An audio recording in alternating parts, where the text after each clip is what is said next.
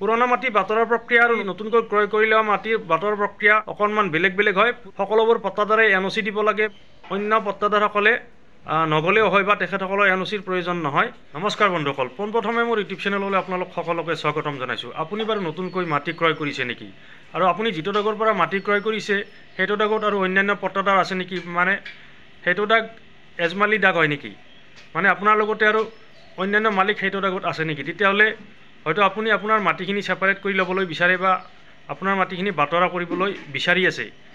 আৰু যদি আপুনি আপোনাৰ মাটিখিনি ছেপাৰেট কৰি ল'বলৈ বা ছেপাৰেট দাগ নম্বৰ পট্টা নম্বৰ কৰি ল'বলৈ বিচাৰি আছে, তেতিয়াহ'লে অতি সহজেই আপুনি এই কামখিনি কৰিব পাৰিব। তাৰ কাৰণে মই এটা সহজ পদ্ধতি আপোনালোকক জনাই আছোঁ।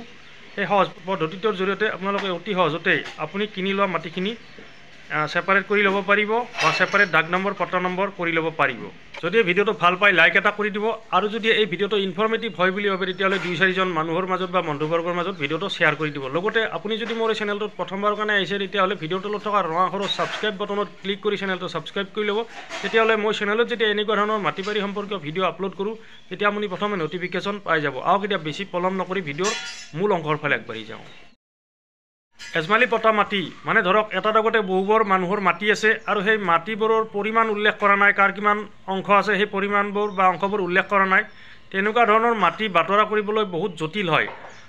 আপুনি যেতিয়া বাটৰাৰ কাৰণে এপ্লাই কৰিব, এপ্লাই কৰাৰ পিছত চাৰ্কুল অফিচৰ পৰা আপোনাৰ লগতে যিমানবোৰ অংশীদাৰ আছে বা যিমানবোৰ মালিক আছে সকলোকে ন'টিচ কৰি মাতিব, আৰু তেখেতসকলে আপুনি যে মাটিখিনি বাটৰা কৰিবলৈ ওলাইছে আপোনাৰ অংশখিনি তাৰ বাবে তেখেতে NOC ল'ব বা তেখেতসকলে ক'ব লাগিব চাৰ্কুল অফিচত গৈ যে আমি এখেতৰ এই অংশখিনি বাটৰা কৰাত আমাৰ কোনো আপত্তি নাই, তেতিয়াহে আপোনাৰ মাটিখিনি বাটৰা হ'ব। কিন্তু নতুনকৈ কিনি লোৱা মাটিৰ ক্ষেত্ৰত তেনেকুৱা নহয়। নতুনকৈ কিনি লোৱা মাটি বাটৰা কৰিবলৈ সহজ, কাৰণ কিয় নতুনকৈ মাটিবোৰৰ কিনি লোৱা মাটিখিনিৰ পৰিমাণটো মানে আপুনি কিমান পৰিমাণৰ মাটি ক্ৰয় কৰিছে সেই পৰিমাণটো উল্লেখ কৰা থাকে। নতুনকৈ ক্ৰয় কৰা মাটি মানে মই সেইবোৰ মাটিৰ কথা কোৱা নাই যিবোৰ মাটি একচনা বা টজি মাটি হয় বা চৰকাৰী মাটি হয়, সেইবোৰ মাটিৰ কথা কোৱা নাই। এই মাটিটো ম্যাদী মাটি হ'ব লাগিব আৰু ৰেজিষ্টাৰ আকাৰে এইটো নামজাৰি হ'ব লাগিব, তেনেকুৱা ধৰণৰ মাটিৰ কথাহে কৈছোঁ। একচনা মাটি বা চৰকাৰী মাটি তেনেকুৱা ধৰণৰ মাটিৰ ক্ষেত্ৰত এইটো প্ৰযোজ্য নহয়। মই যিখিনি কথা কৈ আছোঁ এইটো মাত্ৰ ম্যাদী মাটিৰ ক্ষেত্ৰতে প্ৰযোজ্য হ'ব এইখিনি কথা। আৰু ম্যাদী মাটি হ'লেও দখল ক্ৰয় কৰাৰ ক্ষেত্ৰত নহ'ব, এইটো ৰেজিষ্টাৰ হৈ নামজাৰি হ'ব লাগিব, তেতিয়াহে মই কোৱা কথাখিনি প্ৰযোজ্য হ'ব। আপুনি যেতিয়া নতুনকৈ ম্যাদী মাটি এডোখৰ ক্ৰয় কৰি ৰেজিষ্টাৰ আকাৰে এইটো নামজাৰি কৰি ল'ব, আৰু নামজাৰি কৰি লোৱাৰ পিছত আপুনি আপোনাৰ অংশখিনি ছেপাৰেটকৈ বাটৰা কৰি ল'ব পাৰিব। বাটৰা কৰি লোৱাৰ ক্ষেত্ৰত আপুনি যেতিয়া এপ্লাই কৰিব, আবেদন কৰিব বাটৰাৰ কাৰণে, চাৰ্কুল অফিচৰ পৰা আপোনাৰ লগত যিমানবোৰ অংশীদাৰ আছে সেই অংশীদাৰসকলক আৰু চাৰ্কুল অফিচত মাটি তেখেতসকলৰ জমাবন্দী নলয় বা তেখেতসকলৰ NOCৰ প্ৰয়োজন নহয়।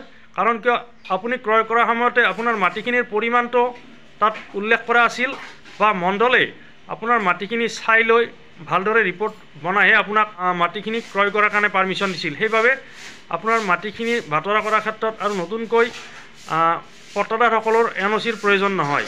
নতুনকৈ ক্ৰয় কৰি লোৱা মাটি এডোখৰ বাটৰা কৰা পদ্ধতি অতি সহজ, কৈ আছোঁ শুনক। প্ৰথমে আপুনি সেৱা সেতুৰ জৰিয়তে বা CSC চেণ্টাৰত গৈও আপোনাৰ মাটিখিনি বাটৰাৰ কাৰণে আবেদন কৰিব পাৰিব। আৰু আবেদন কৰাৰ পিছত আপুনি প্ৰথমে যাব মণ্ডলৰ তাত, মণ্ডলে আপোনাৰ সেই মাটিখিনিৰ ওপৰত এটা ৰিপৰ্ট বনাব আৰু ৰিপৰ্ট বনাই SK ওচৰলৈ পঠাই দিব, আৰু SK আপোনাৰ ফাইলটো বা আপোনাৰ এপ্লিকেশ্যনখন পঠাই দিব চাৰ্কুল অফিচাৰলৈ, আৰু চাৰ্কুল অফিচাৰে মণ্ডলৰ ৰিপৰ্ট বা SKৰ ৰিপৰ্টৰ ওপৰত ভিত্তি কৰি ফাইনেল চহী তেখেতে মাৰিব চাৰ্কুল অফিচাৰে, আৰু তাৰপিছত আপোনাৰ মাটিখিনি বাটৰা হৈ যাব। এক্সট্ৰা দাগ নম্বৰ আৰু পট্টা নম্বৰ আহি যাব, আৰু আপুনি তেতিয়া অকল আপোনাৰ অংশটোৰ খাজনা দিব পাৰিব। বেলেগবোৰ অংশীদাৰৰ খাজনা আৰু ভৰিব নালাগে, আপোনাৰ অংশটো ছেপাৰেট হৈ আহি যাব। মানুহে বাটৰাৰ এই প্ৰক্ৰিয়াটো বহুত জটিল প্ৰক্ৰিয়া বুলি ভাবি থাকে।